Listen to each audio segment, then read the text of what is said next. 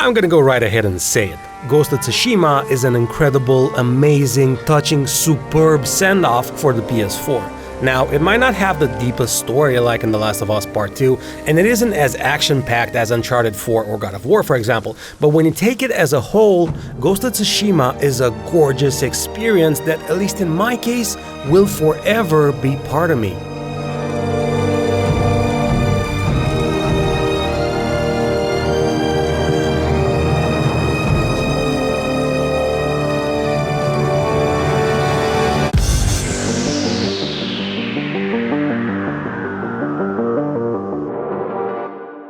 The game was made by a Sony first-party developer that goes by the name of Sucker Punch.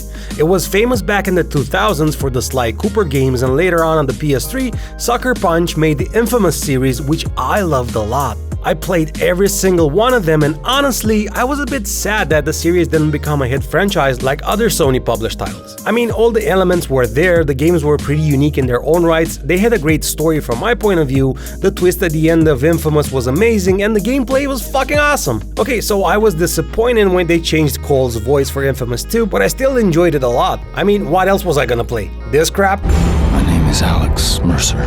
They call me a killer, a monster, a terrorist. I'm all of these things. I don't know, there was something about Prototype that didn't do it for me, it just felt mega douchey. I was made for this.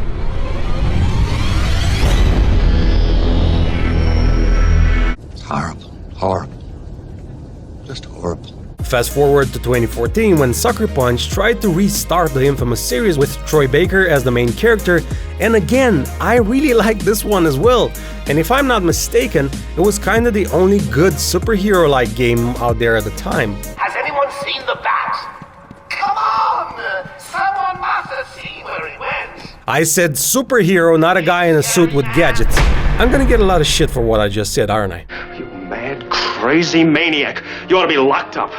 Anyway, since 2014, Sucker Punch has been kinda silent and hard at work at Ghost of Tsushima. Well, at least at first, it wasn't meant to be a combination of The Witcher 3 and Shadow of War and Ancient Japan, because there was a gameplay prototype running around in the wild called Prophecy, and it was totally different. Apparently it was cancelled, and then they went back to the drawing board. But what's important here is that they had enough resources and time from Sony to try out different things, and they weren't forced to push a piece of garbage out the door for the sake of some dumbass investors that don't know how profit works. I'm saying this because I never understood companies that do that just to try to cash in on a shitty build of a game that 1. Doesn't perform well technically, and 2. Doesn't sell nearly as much as it would have if they just spend the fucking time making the game good. Look at Anthem.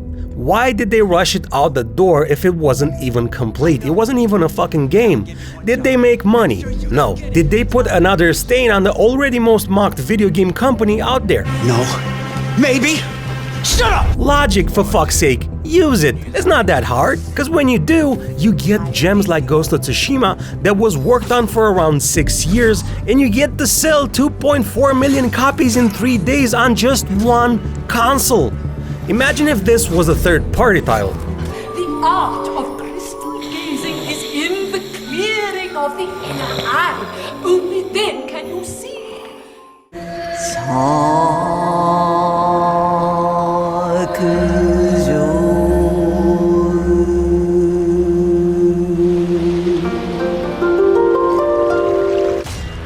Now, I've always been intrigued by the Japanese culture, and there aren't many current games set in ancient Japan.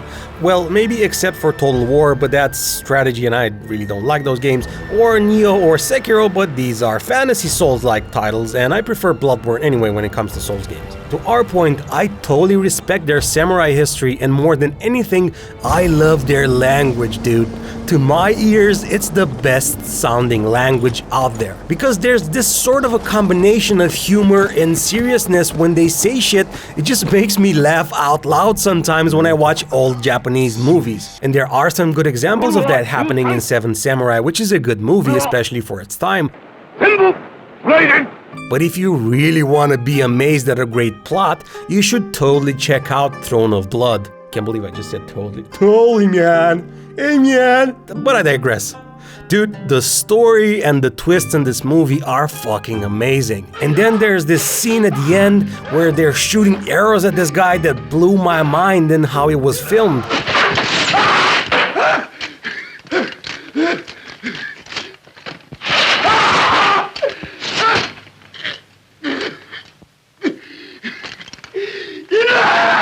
And when things weren't that dramatic, I was laughing my ass off of how they yelled out everything like they were preparing for the end of the world or something.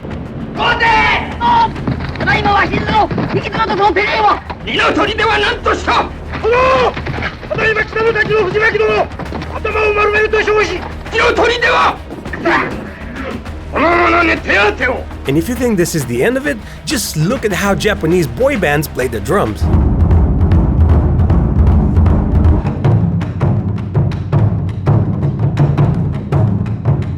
Tell me that ain't hardcore. Now let's see how normal nations prepare for war. We shall fight in the hills. We shall never surrender! Ooh, waving their little papers. Scary. Now, here's actual footage from the Second World War of how Japanese people motivate the troops.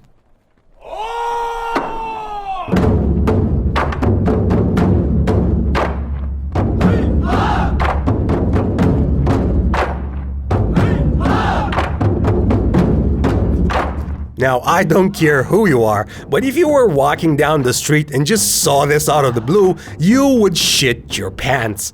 Cause this is how you prepare for war. Now, in other news, I don't know why this happens to me, but every time I watch a movie about the world wars like the amazing Band of Brothers show and witness scenes with unbelievable displays of courage or where the evilness of humanity rears its ugly head, I always get teary-eyed because it just gets to me.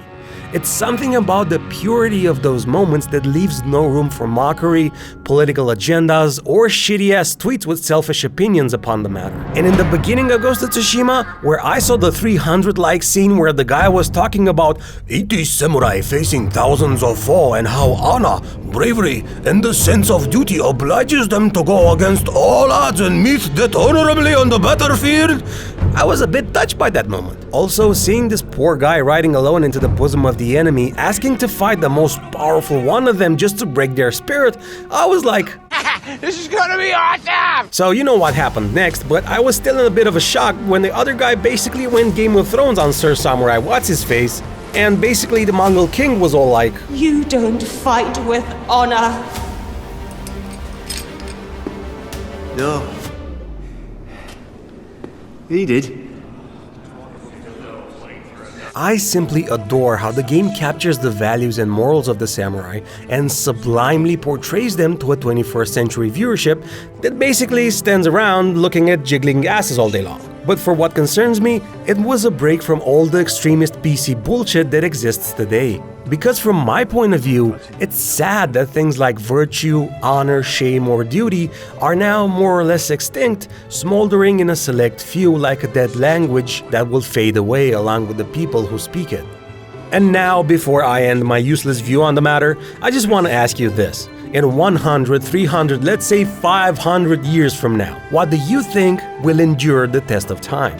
The off-the-charts political correctness that's going on today in some cases, or ancient values that I just mentioned? Anyway, that's why this game came to me as a breath of fresh air in regards to matters of the sort, because Ghost of Tsushima is jam-packed with motifs like this. それが誉れを売る道だ。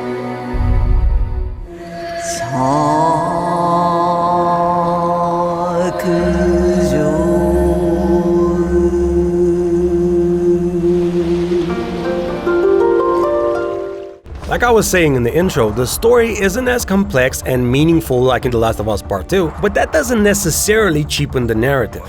Okay, so the main plot is kind of straightforward and more or less, this explains everything.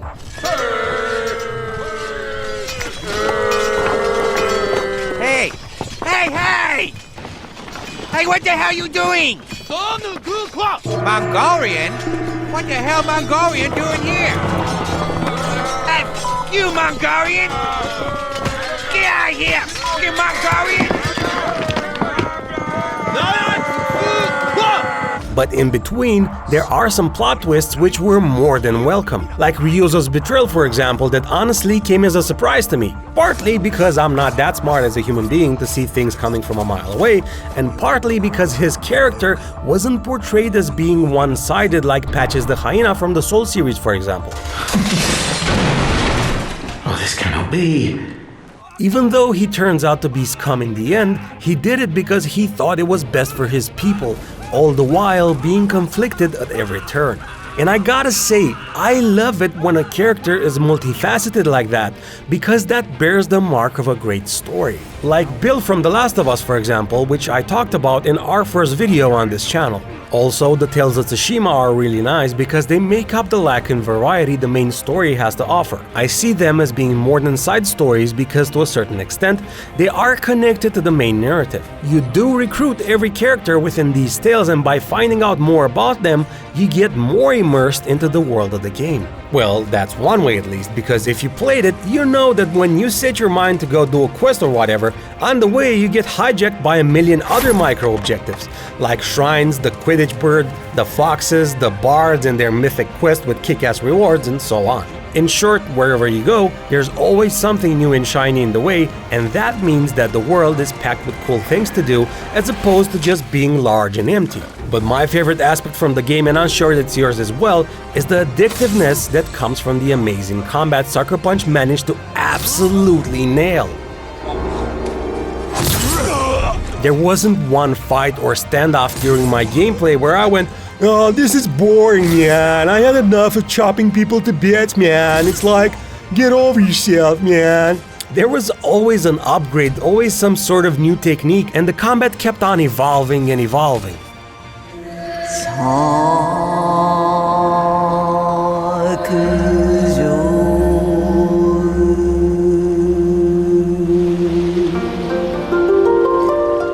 When you're trying to tell a good or great story, one of the deadliest sins you can commit is to have a boring-ass 2D or flat main character with no story arc whatsoever. My name is Alex Mercer. And I think you'd agree with me when I say that here, Jin's arc is really well fleshed out, and by the end you're so emotionally invested in his life and his connection to other characters that you cannot possibly be indifferent at the apex of the fight with Lord Shimura. In the beginning of the game, Jin more or less suffers a spiritual death when he gets thrown off a bridge only to be reborn and slowly evolve into something else entirely. First, we get to see glimpses of his transformation when that chick teaches him to sneak like a thief. At first, he doesn't like it and Jin's all like, "Sneaking? Sneaking?" But by the end, well, that's an entirely different story. And his arc doesn't happen all of a sudden either. It takes time for him to change, and this happens both during the main story and the side stories as well. And for me this was kinda cool because at first I didn't know where this was headed towards. And throughout the game I kept asking myself, was Jin going to change, or was he going to turn back to his old values and fall on his sword or something? Especially because his uncle Shimura was all about the righteous path of how to be a samurai and about looking the enemy in the eye when you got him like a fish. So anyway, I love that by the end Jin became the first ninja ever, kicking ass in such a satisfying manner. And of course I was like, dude, I became a ninja! How fucking awesome is that? It's not only a samurai game, but you get to become a fucking ninja!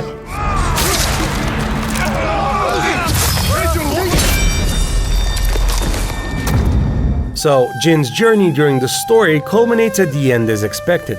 However, the method used by the devs to end it came out of the blue for me. Now, I knew Sucker Punch had choices in previous games, but after 40 hours in this one with no choice whatsoever, I was sure as hell wasn't expecting that. But even so, it was still amazing. And of course I didn't kill Lord Shimura because I respected him so much. In other words, if I cared that much about these characters by the end, that means that I was fully immersed into the world of the game, and if I were to describe this game in a few words, it would sound a bit like this. Ghost of Tsushima is the best samurai movie ever made, but it's a video game and it was made by Americans.